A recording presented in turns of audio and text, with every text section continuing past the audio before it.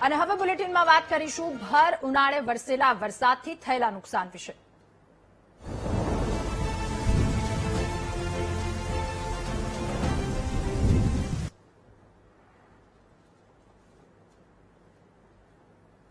રાજ્યભરમાં કમોસમી વરસાદ વરસ્યો। અલગ અલગ જગ્યા પરથી નુકસાની તારાજીના દ્રશ્યો પણ સામે આવ્યા છે। સૌપ્રથમ વાત રાજકોટની, જ્યાં પવનની સાથે વરસાદ પછી તબાહીના દ્રશ્યો સામે આવ્યા।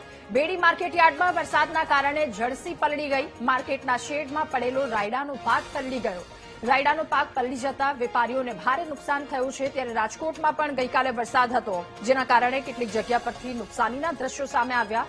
ગઈકાલે રાજકોટમાં કરા પણ પડ્યા હતા। રાયડાનો પાક પલળ્યો છે। રાજકોટમાં પવન સાથે વરસાદ વરસ્યો અને ત્યારબાદ તબાહીના દ્રશ્યો સામે આવ્યા છે। બેડી માર્કેટિંગ યાર્ડ કે જ્યાંના દ્રશ્યો આપ જોઈ રહ્યા છો, વરસાદના કારણે જળસી પલળી ગઈ। રાજકોટમાં ગઈકાલે કમોસમી વરસાદ છે તે પડ્યો હતો। ભારે પવન સાથે વરસાદ પડ્યો હતો ને તેના જ કારણે ખેડૂતોને ખૂબ જ નુકસાની વેઠવાનો વારો આવ્યો છે। ત્યારે આપ સીધા દ્રશ્યો જોઈ શકો છો। રાજકોટના બેડી માર્કેટિંગ યાર્ડના દ્રશ્યો છે।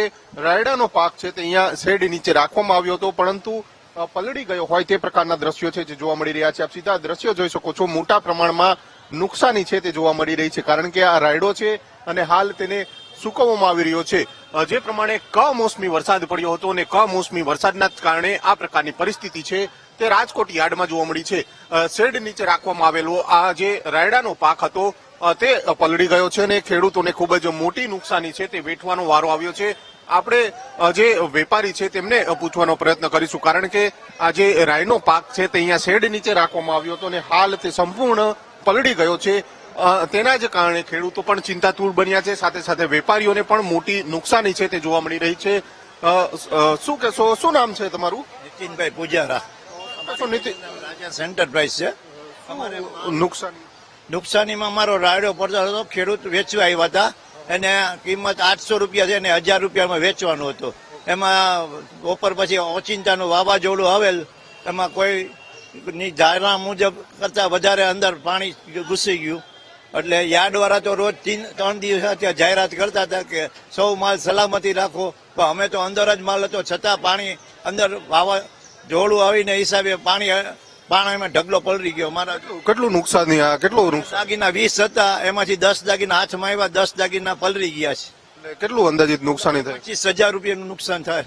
શું હવે કઈ માંગણી છે? કારણ કે આ યાર્ડમાં શેડ નીચે પડ્યું હતું તોય પલળી ગયું। હા, એમાં યાર્ડ વાળા તો રોજ જાહેરાત કરતા બારે માલ ઢાંકીને રાખો, પણ યાર્ડનો એમાં કોઈ વાંધો નથી કે ઓચિંતાનો વરસાદ ફરતો આવ્યો એની હિસાબે પાણી પવનને હિસાબે ફરતું હિસાબે પાણી અડી ગયું।